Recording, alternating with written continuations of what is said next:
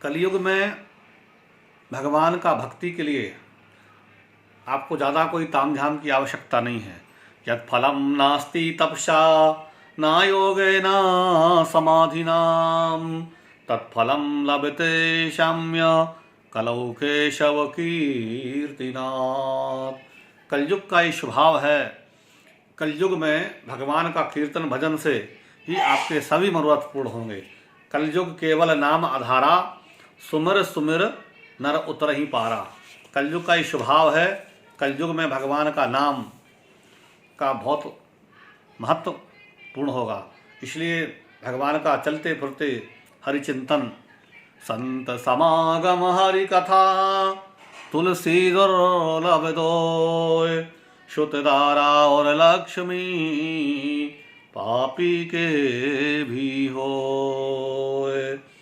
श्री सूत जी कहने लगे, हे ऋषियों, नारद जी भक्ति से बोले, भक्ति तुम गोविंद के चरणों में का ध्यान करो, तुम्हारा संकट अवश्य दूर होगा। और भक्ति तुम्हें एक बार भगवान ने पूछा था कि हे प्रभु, आपकी सेवा क्या करूं? तब भगवान ने तुमसे भक्तों का पालन करने के लिए कहा था और तुमने उनकी आज्ञा का पालन किया। इससे भगवान ने प्रसन्न करके तुम्हें मुक्ति नाम की दासी और ज्ञान वैराग्य नाम के 2 ये सेवक दिए थे।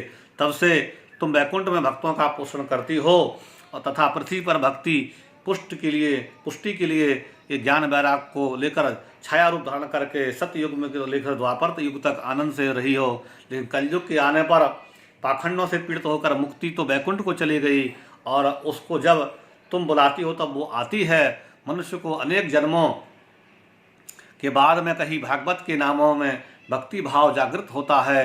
कई जन्मों जब जागृत होते हैं, पुण्यों का संचय होता है, तब कहीं भागवत पुराण जैसे ग्रंथ में उसकी श्रद्धा प्राप्त होती है। कलयुग में प्राणी मात्र के उद्धार का एकमात्र साधन श्रीमद् भगवान की कथा है।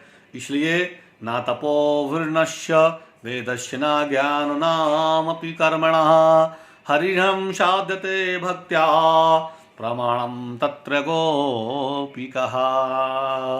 गोपी ना तो कोई मंत्र पढ़े, ना वो स्कूल गई, ना वेद पढ़े, ना कुछ किया, लेकिन प्रेम से भगवान का, ना उसने तप व्रत तीर्थ उपवास कुछ नहीं किए, ना कोई परिश्रम की आवश्यकता है। केवल कलयुग में भगवान के नाम का आश्रय करने मात्र से ही आपका समस्त मनोकामना पूर्ण हो जाती है। इसलिए श्रीमन्नारायण नारायण नारायण भजमन नारायण नारायण नारायण लक्ष्मी नारायण नारायण नारायण श्रीमन्नारायण नारायण नारायण। बोले वृंदावन बिहारी लाल की जय। नारद जी, तुम खेद मत करो। आपका नारद जी बहुत प्रयास करते हैं। नारद जी के बहुत से प्रयास करने के बाद, उद्यम करने के बाद कोई सफलता नहीं मिलती है। मंत्र पढ़ते हैं, भक्ति उठती हैं और फिर गिर जाती हैं, पुनः मूर्छित हो जाती हैं। तब उनके पुत्र भी को मंत्र पढ़ते हैं, फिर वो बेहाल होकर गिर जाते हैं।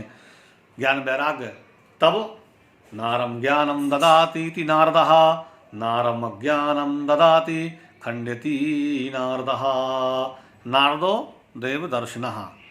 सज्जनों, एक बात तो सत्य है, जिनको नारद जैसे संतों का दर्शन हुआ उसको प्रभु से अवश्य मिला दिया। नारद जी का जिस को दर्शन हुआ उन्होंने भगवान से अवश्य उसको प्राप्त करा दिया।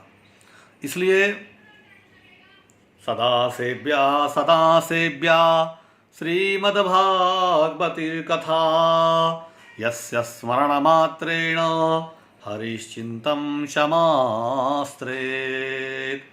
जो सदा सेव्य है, सदा श्रवण करने योग्य है, सदा हृदय में उतारने योग्य है, वह ज्ञान वैराग्य दुख का दूर हो जाएगा। हे नारद जी, तुम सिंह शब्द से भेड़िए भाग जाते हैं, वैसे ही भागवत के श्रवण से कलयुग के संपूर्ण दोष दूर हो जाते हैं। इसलिए जैसे दूध में घी समाहित रहता है लेकिन उसका उतना स्वाद नहीं पता पड़ता है, जब हम दूध के अंदर में दूध को जमाते हैं तो दही बनता है, और जब दही को बिलोते हैं तो घी बन जाता है और अत्यंत महत्वपूर्ण घी है। उसी तरह से ईख में जैसे शक्कर रहती है परंतु पृथक हुई ही मीठी लगती है। ठीक उसी प्रकार भागवत की कथा, हे नारद जी, इस कथा के श्रवण से 5 महापापी, 1 ब्रह्मघाती, 2 गौघाती, 3 स्वर्ण चोर और मदिरा पीने वाला, 5 इन सब चारों का साथ देने वाला जो है मुक्त निष्पाप हो जाता है।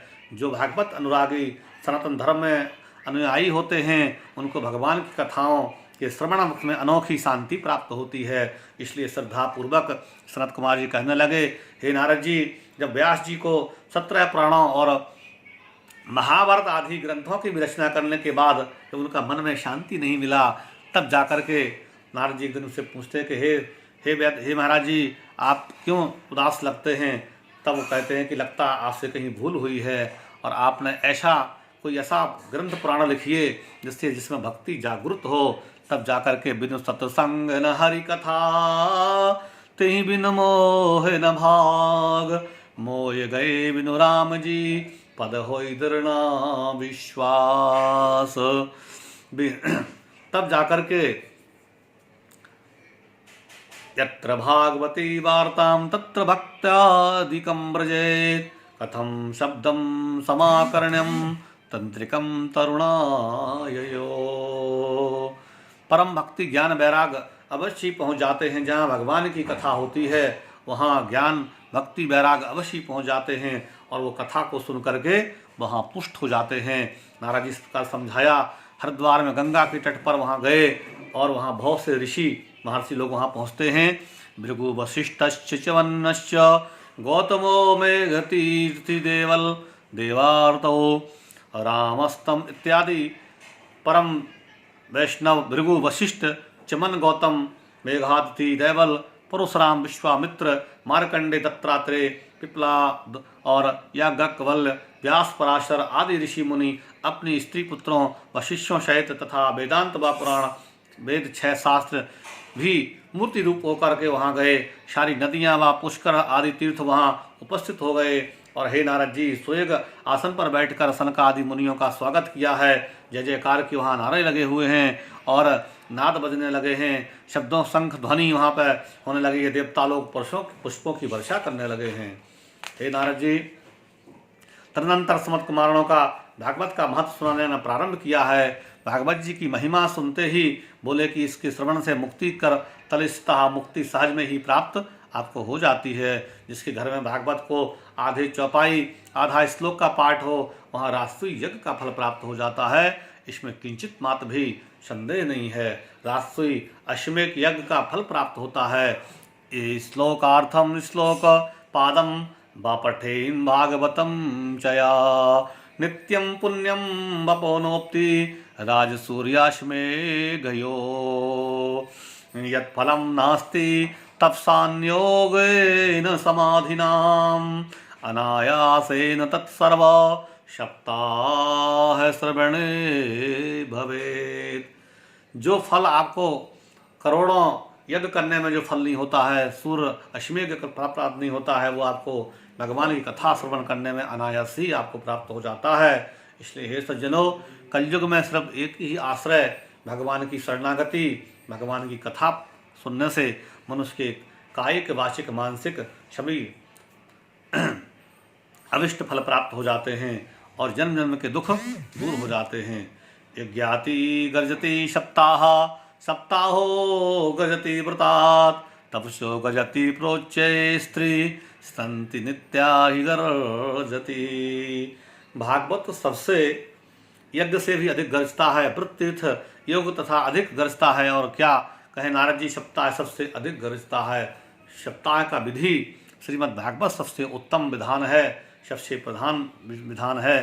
भागवत करने से मनुष्य का कुछ भी दुर्लभ नहीं रहता है। ओम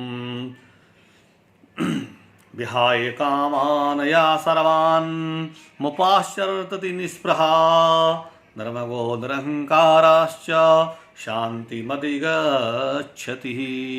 जो सभी मनोकामनाओं को परिपूर्ण करने वाला है और अहंकार रहित होकर विचरण जो करता है, तो श्रद्धा भक्ति पूर्ण समर्पण करते हुए भगवान को निष्पाप होकर के भगवान को कथा सुनते हैं, श्रवण करते हैं, तब जाकर के उनका कलयुग में सभी मनोकामना पूर्ण अवश्य होती हैं और कलयुग में इससे और कोई दूसरा सरल उपाय नहीं है।